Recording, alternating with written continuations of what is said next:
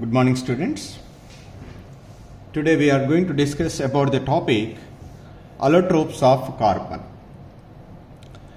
Allotropy is a word we are commonly listen during the studying the properties of different elements or compounds. What do you mean by allotropy? Allotropies are the different forms of the same element having different physical properties but almost similar chemical properties. So that means they are made up of same types of elements, almost similar in properties, especially chemical, but differ in physical properties. Such type of the forms are called allotropes. What do you mean by allotropy? The phenomenon of existence of allotropic forms of an element is called allotropy. Suppose if an element can exist in 3 or 4 allotropic forms, then that phenomena is called allotropy. When it comes to the carbon is able to show this allotropic character. Why the carbon can show this allotropic character? Because of the two reasons. One is, it has a greater tendency to catenation power, and the second one is, it is able to form p-pi bond formation.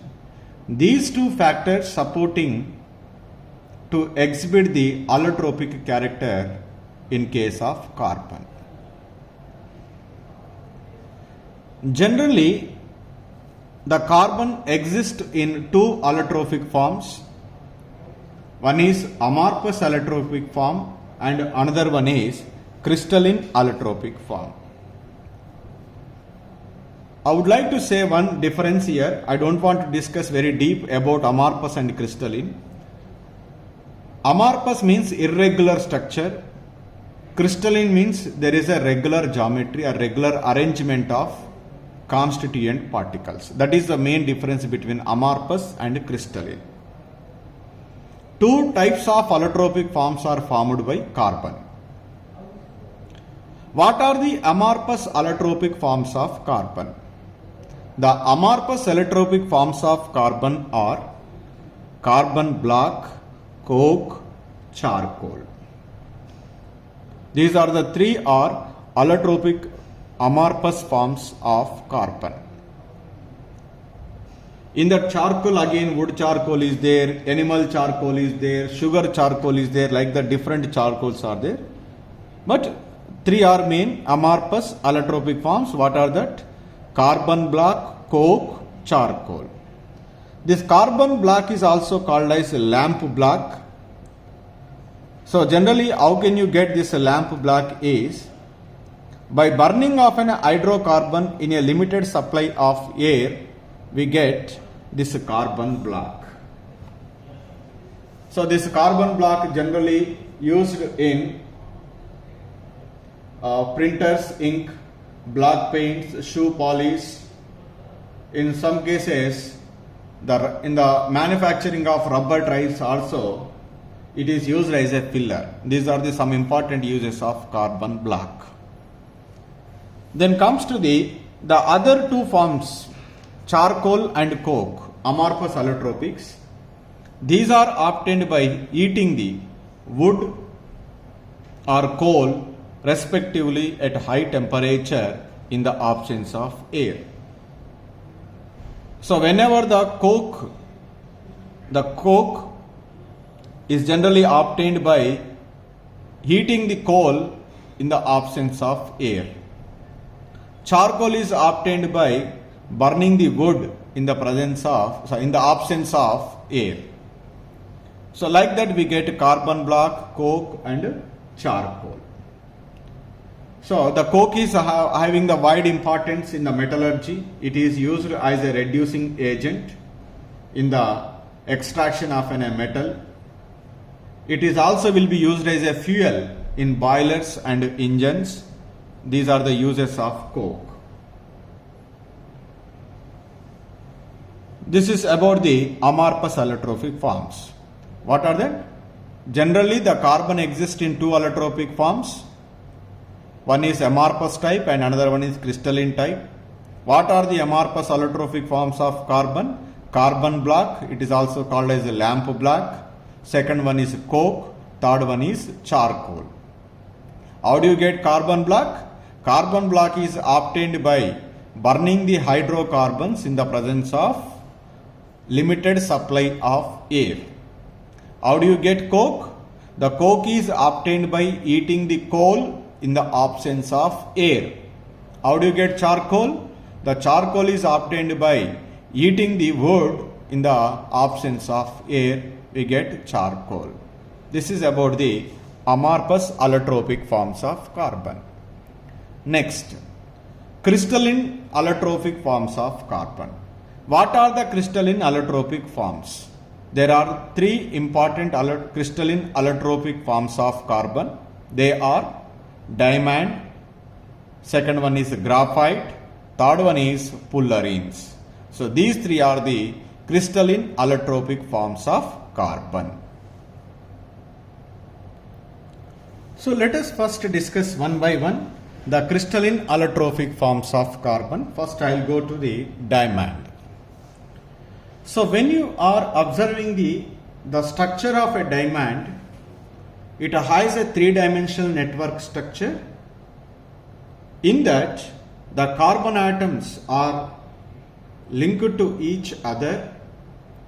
Very large number of carbon atoms are present. And here each carbon atom is undergo sp3 hybridization. This is I'll give the sample structure to you. The black color, these are indicates the carbon atoms, and it is a three-dimensional network structure. Each carbon atom is undergo sp3 hybridization. Let us see anywhere, each carbon atom is connected to the how many carbon atoms? So this is a carbon atom is connected to 1, 2, 3 and 4. So each carbon atom is connected to the 4 other carbon atoms through which bond? Here single covalent bond. And when you are observing how these 4 carbon atoms are arranged around the central atom, they are arranged in a regular tetrahedron, because if this is a central atom, at 4 corners of the regular tetrahedron the carbon atoms are present, and the bond length is, this carbon-carbon bond length is 154 picometers.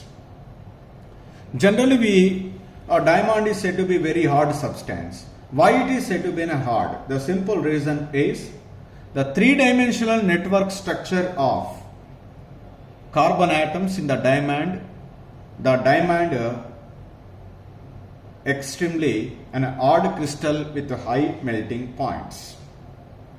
So you know very well, in each carbon atom 4 valency electrons are present. All the 4 valency electrons are participated in the bond formation with its neighborhood carbon atoms. That's why no free electrons are present, so that it is a poor conductor of electricity. Generally, what are the uses of diamond? You know very well, everybody, first reason they can say what is the use is, it is used as a jewelry, so as a precious stone. It is also used for grinding and polishing the odd materials. It is also useful for drawing the thin wires from the metals. It is used in the manufacturing of tungsten filaments and electrical bulbs. It is used for cutting the glass, making the bores for rock drilling, and making abrasives for sharpening the odd tools. Like that, there are so many uses are there about the diamond. So once again I will revise. So when we observe the structure of diamond, it seems to be having a three-dimensional network structure. and a large number of carbon atoms are bonding together. Each carbon atom is bonding to the 4 other carbon atoms by single covalent bonds, so that each carbon atom is undergo sp3 hybridization. This is the important property. And the carbon-carbon bond length is 154 picometers. So this three-dimensional network structure of diamond makes extremely odd and with a very high melting point. And it is a poor conductor of electricity because all the valency electrons are involved in the bond formation. Because of its oddness, it was used in cutting the glasses, making the bores, making abrasives for sharpening the odd tools, manufacturing of tungsten filaments for electrical bulbs, and also used for drawing the thin wires from the metals. And you know very well it is also used in the jewelry as a precious stone. This is about the one of the crystalline allotropic form of carbon, that is diamond.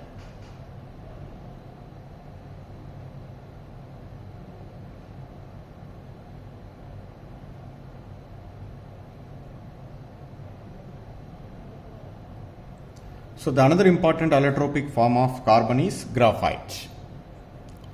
In graphite, each carbon atom is undergo sp2 hybridization because around each carbon atom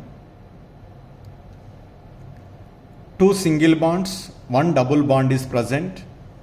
Obviously it is undergo sp2 hybridization, and each carbon atom is connected to the how many carbon atoms? Only 3 carbon atoms. All the 3 carbon atoms first connected to the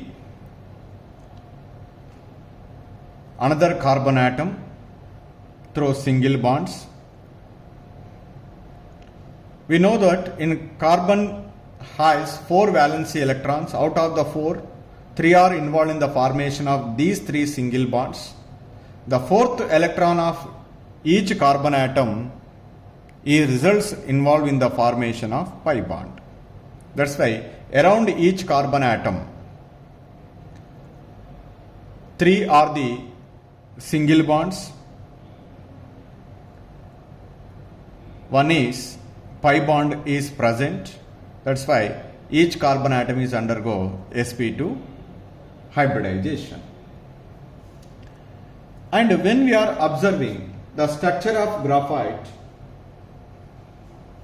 it consists of hexagonal layers. This hexagonal layer rings in 2 dimensions is there. This is the one layer, this is another layer, and this is another layer. So these layers are separated by the distance is between one layer and another layer is 142 picometers. So like that they are forming the layer type of the structure. So this is not 142, 340 picometers. So 340 picometers, and here carbon-carbon bond length is 142 picometers. Right. So now layers are separated by 340 picometers. That is a large distance. Why that layers are separated by a large distance? Because the weak van der Waals forces are present between one layer and another layer. That's why they are separated by large distance. Because of the presence of the weak van der Waals forces between the layers, one layer can be moved over the other layer. That is we called technically slippery nature of graphite. Because of that slippery nature of graphite, it is used as a lubricant in some of the machines which are working at high temperatures. This is the one of the important property. Why the graphite is used as a lubricant? They may ask the question. The graphite is used as a lubricant because it has a slippery nature. Which is responsible for the slippery nature? The reason is generally the one layer can be moved over the other layer. Why one layer can be moved over the other layer? Because the layers are held together by weak van der Waals forces. They are the responsible for the slippery nature of graphite, that is we called technically lubricant. That is the reason. Because of the weak van der Waals forces between the layers, one layer can be moved over the other layer. That is responsible for the slippery nature of graphite. That's why the graphite is used as a lubricant. And the another one is the graphite is a good conductor of electricity. Why the graphite is a good conductor of electricity? Generally you can see around each carbon atom 3 are single bonds, 1 pi bond is present.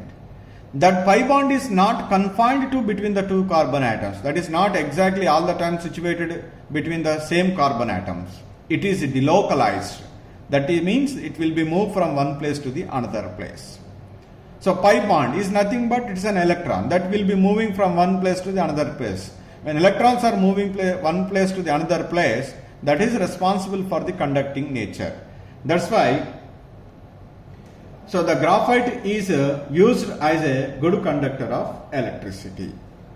So these two are very important properties, the lubricant nature as well as the good conductor of electricity. This is about the structure of the graphite. Once again, when we are observing the structure of a graphite, each carbon atom is connected to the other 3 carbon atoms through 3 single covalent bonds, and between 2 carbon atoms 1 pi bond is also present. Each carbon atom is undergo sp2 hybridization. Out of the 4 valency electrons, 3 valency electrons are involved in the formation of the single bond. The 4th valency electron is involved in the formation of a pi bond. Like that, so this graphite consists of an hexagonal rings in 2 dimensions, and it leads to a formation of layer type of the structure. The distance between the 2 carbon atoms is 142 picometers, whereas in diamond 154 picometers. That means compared to the diamond, in the case of a graphite, the carbon atoms are strongly binding together, and whatever the hexagonal ring layers are there, so that layers are separated by a distance 340 picometers. That is clearly indicates that is a large distance. Because of that large distance, so the reason is weak van der Waals forces presents the 2 layers are separated by a large distance, and because of that weak van der Waals forces present between the layers, one layer can be moved over the other layer. That is responsible for the slippery nature of graphite, or used as a lubricant. And graphite is a good conductor of electricity because the electrons which are forming the pi bond, they are not confined between the 2 carbon atoms, they are always delocalized. That's why that delocalized pi electrons are always responsible for the conducting nature of the graphite. So these are some important features of structure of the graphite.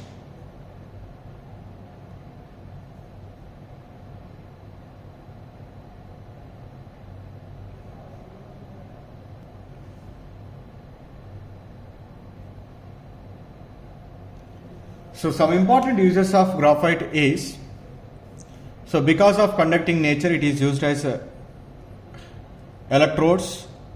I have already said it is used as a lubricant in the machines which are running at high temperature. It is also will be used in the manufacturing of crucibles which are using at high temperatures. Mixed with either wax or clay, it is used in the manufacturing of lead pencils, and it is also used as a moderator for fast moving neutrons in the atomic reactor. That means it is I think maybe decreases the speed of neutrons. That is we call function of a moderator in the atomic reactors. These are some important uses of graphite.